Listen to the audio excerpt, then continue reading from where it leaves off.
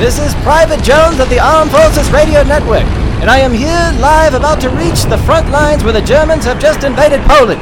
We are here, airborne right now, with Corporal Stark. Corporal Stark, tell me what you're feeling right now, about to go to the front lines. I feel like a goddamn sexual tyrannosaurus. That's how I feel. I'm gonna get me some Nazis. This is our review of Overlord.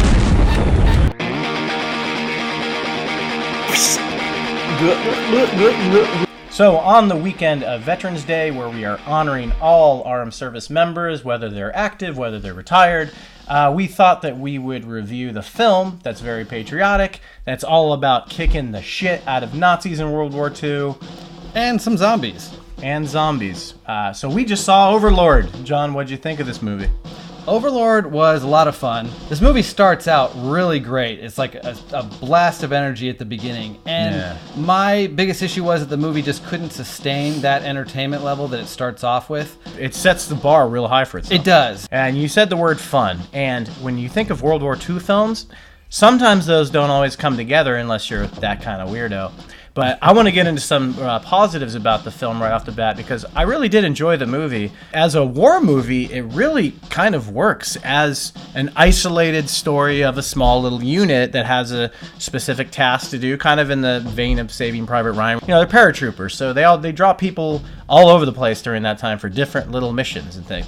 And I thought that stuff was done really well. It was high tension. I agree. It was well acted for the most part for what they needed to do. There's the stereotypical frickin' guy from the Bronx, you know, chewing on the gum. All that stuff was really tight. I think the setup of the film, the war element of the film really works.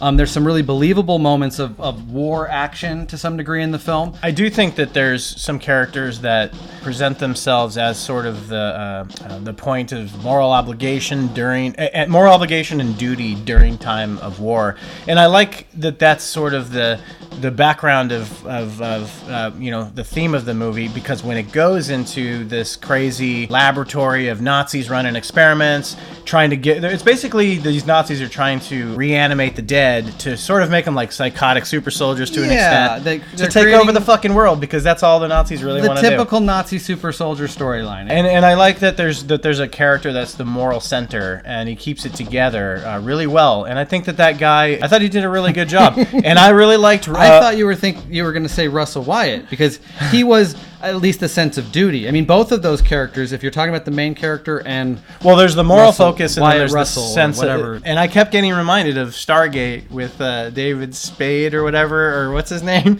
William Sadler. Wait, what's his name? Adam Sandler? No, James Spader. James Spader. Yeah, both got it at the same time. Wyatt Russell was really reminding me of Kurt Russell in this movie, man. Like, just from his grunts and his facial expressions and his smirk.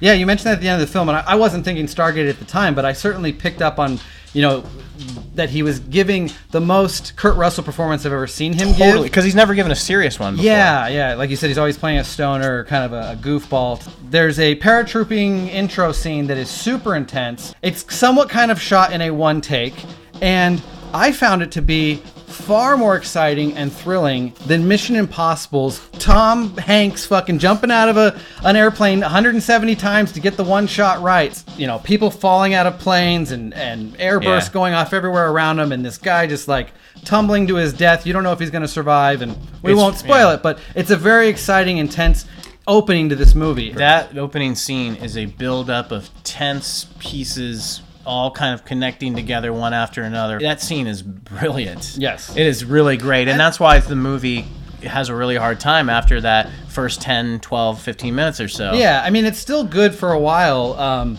It's good all the way through. It's a fun movie. Yeah, it's a good movie. It's good. There's good craftsmanship. The movie pops. I thought it looked great. I thought there's the budget put to good use as far as like gore and some of the sound design with the weapons and things like that. The set design, you know, the believable look of these fortresses, and it had some standout moments in terms of direction, and others that just kind of felt rote and like we've seen him before in these kind of films. Sure. But it did have, to me, it was very tense through most of it. It had really good action. It was mostly shootouts. Mm-hmm. That's the bulk of the action. They're done. But some really they're done so good war shootouts. Yeah, and they're done so good. I think it's a fun movie. I don't think that it's anywhere near a flawless movie. John, I couldn't help but wonder had they gone a little further, because you have this thing where once you cross over into camp, you're there. And then you're just like a campy movie, and that's all people want to see.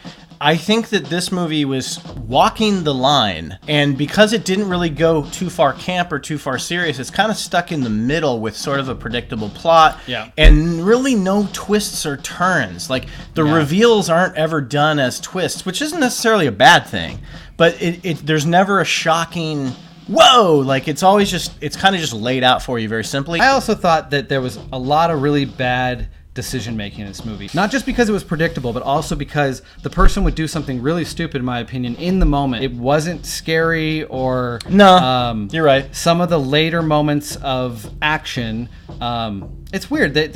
Every scene in the movie was still kind of fun, but it did lacked a certain level of tension. Yeah, well, it was fun because I think the direction was playful. War. It's fantastic. Like, even though there's serious stuff going on, it's World War II, there's bodies blowing up, and it doesn't take that stuff as a joke. It's very, very respectful. I think it's a very patriotic movie, which is why we're doing it for Veterans Day. We're doing it for Veterans Day. USS Constellation, CV-64, motherfucker. One scene that I thought was really handled really well, really kind of harkened back to Saving Private Ryan. There's a character in this film that is not the strongest character, and you know that from the beginning. He's kind of the meek character, and when he meets his end in this movie, it's a very dramatic, sad kind of moment. Totally, in this movie. yeah. They really amp up the drama in that scene, and I loved it. And the finale was definitely something where I felt like I've seen this and know where exactly where this is all going. And that's my biggest problem with the movie, is that it just kind of dissolves into, oh, here's that bad guy who we met earlier who got a little bit too much character development. There is such a thing as too much. Well, he's one of the characters I was kind of fascinated with. Somebody called him a low-rent Michael Shannon, which I thought was pretty funny. So this movie's called Overlord. John, do you know why? I have no clue. I mean, I can make speculations, but really the movie never confirms any reason to call it Overlord. Oh, I know why. Because it's connected to Cloverfield. I know a lot of people are calling it the Shaving Ryan's Privates meets Giving Head movie. Or what is that? Saving Private Ryan meets Walking Dead. That's what I meant to say. I'm sorry. My head is somewhere else. It is a good war movie. It's a good movie to review for Veterans Day because despite what the trailers make it seem like, an all-out bloodbath of crazy zombie action, it is more of a military war movie than anything else, I would say. Because of that, I gotta give it 7 gulps. Nice. Yeah. That's a very patriotic score. It starts out really strong and just never lives up to that scene again. And so, peppered with some fun moments along the way and some dramatic moments that I enjoyed, but for the most part, the movie just kind of ends up being a bit forgettable for me. So, this certainly kind of falls in a middle of the road for me at a 4.75. Woo! So that was our review of Overlord, now playing in a theater near you. If you like this review, please click like and subscribe to Cinema Gulp today. Leave comments, please, in the comment section below and click notification bell. Check us out on Facebook, Twitter, and Instagram. Look for us under Cinema Gulp. Yes, and we want to say Happy Veterans Day to all my fellow veterans in the armed services, all branches of the United States Armed Services. We salute you, and we love you. We thank you for your service. And Ben, we thank you for your service as well. You're very welcome, John. I am Ben. And I'm John. We drink your cinema. I drink it up! Over hill, over dale, we will hit the dusty trail, and those caissons go rolling along. In and out, hear them shout, counter marching all the